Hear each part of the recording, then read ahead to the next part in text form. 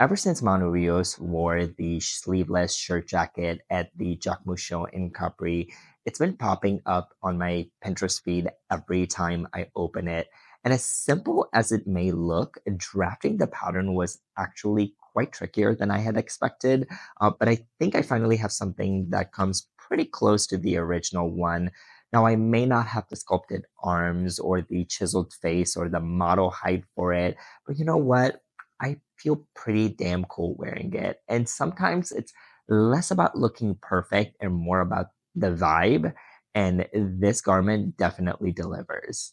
And as always, make sure you make a sample piece first.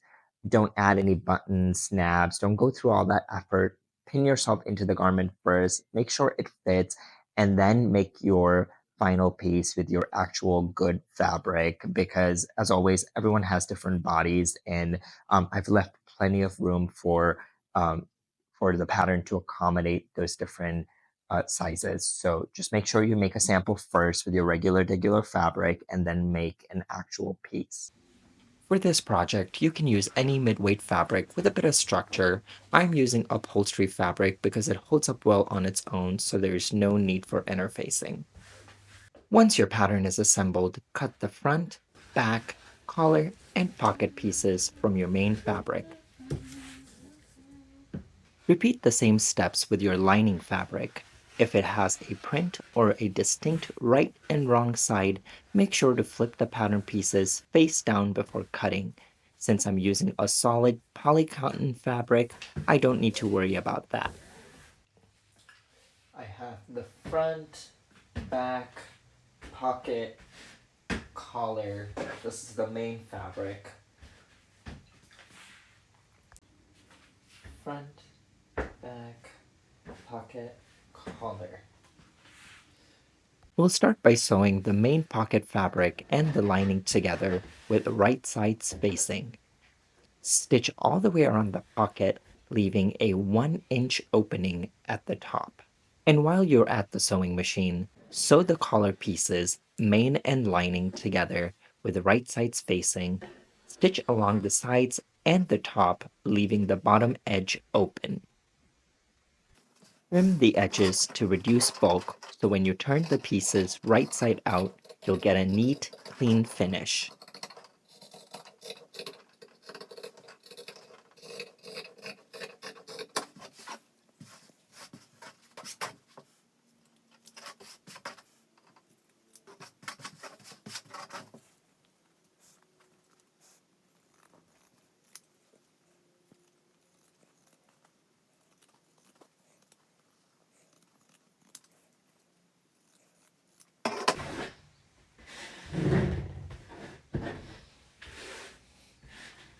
I'm using a chopstick to turn my pieces right side out.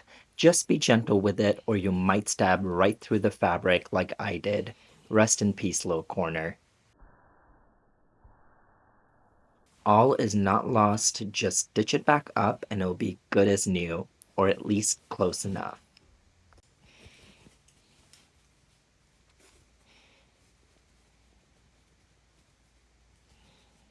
Remember that 1-inch gap we left in the pocket? Now's the time to use it to turn the pocket right side out. Once it's flipped, give it a good press with an iron, then close up the hole with a ladder stitch.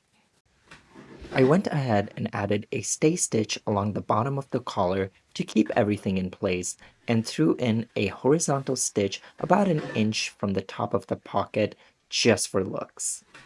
I couldn't decide whether to use the main fabric or the lining side for the pocket, but I ended up going with the lining side to add a bit of contrast to the garment. Use the pocket placement guide from the pattern to pin the pocket in position, then stitch along the sides and bottom to secure it. Next, align the back and front pieces with right sides facing and stitch only the left shoulder seam. I finished the seam with a serger and then pressed and sewed it flat. Now it's time to attach the lining. Since my lining fabric is solid and lacks a distinct right or wrong side, I align my pieces right sides together first to prevent errors during sewing. I recommend you do the same to avoid seam ripping after you have spent time sewing it.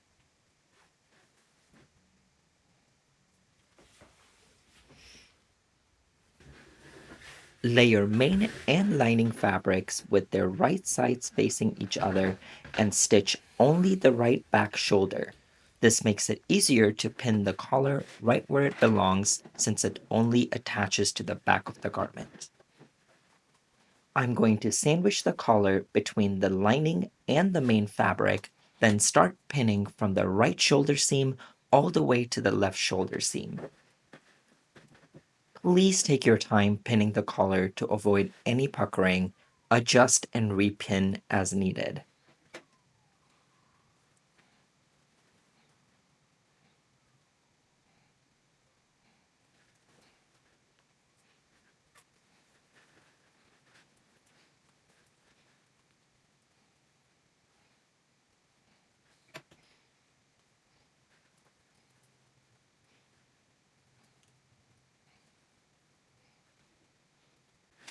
Once the collar is pinned, go ahead and pin the front neck and front shoulder together, then sew around.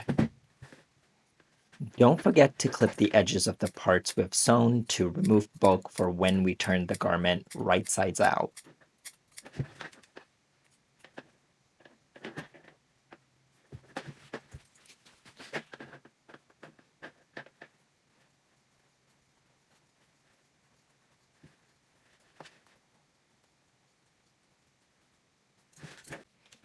Now I'm just pinning everything together so it all stays in place. So all around the garment, leaving only the left sides open and a 2-inch gap at the back bottom of the garment.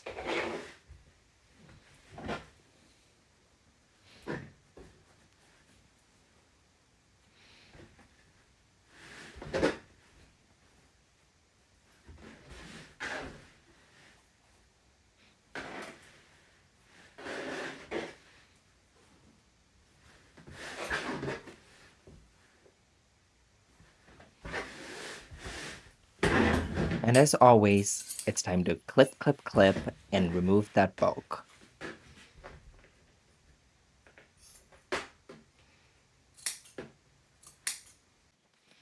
This is my favorite part of making any garment with a lining, turning the whole thing right sides out. It's truly satisfying watching your garment come to life. Please take your time.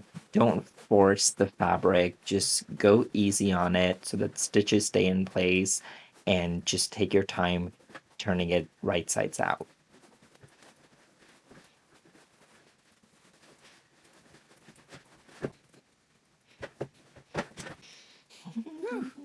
Once it's all out, use your chopstick or whatever tool you're using to gently poke out the edges. If needed, use the 2-inch gap in the back and the side gaps to push out those edges. We won't close the 2-inch gap in the back until we're completely satisfied with the fit.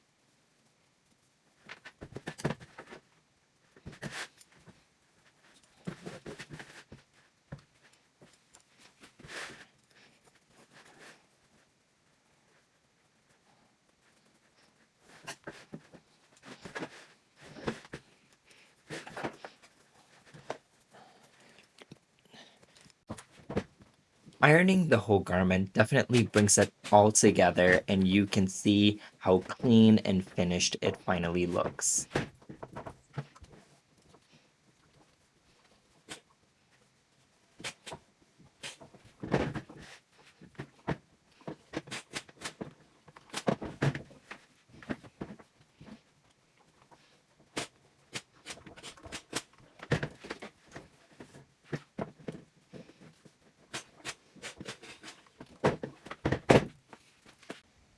Now it's finally time to sew the left sides together.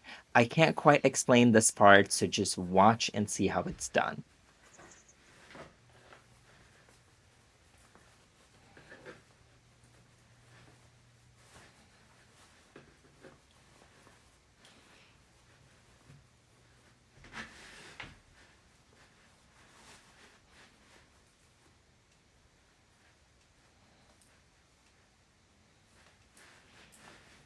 I'm basically stacking all the 4 layers of the sides together and then just sew together.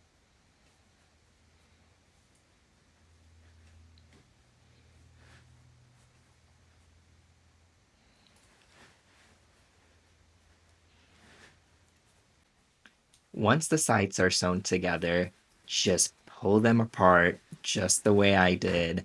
And look at that. That looks so clean, so professional. Before adding the snaps, try the garment on and just pin yourself in it just to ensure it fits snugly at the waist. If it doesn't, you can still use the 2-inch gap to adjust and take the sides in.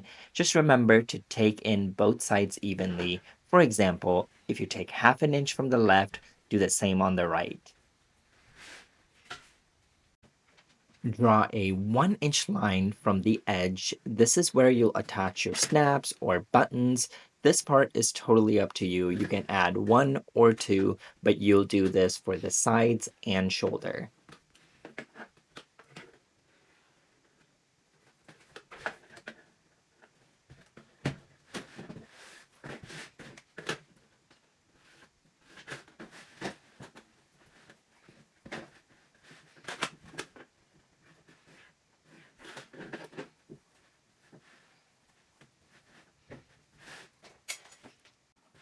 I've made this garment a few times now and feel pretty comfortable adding snaps to it.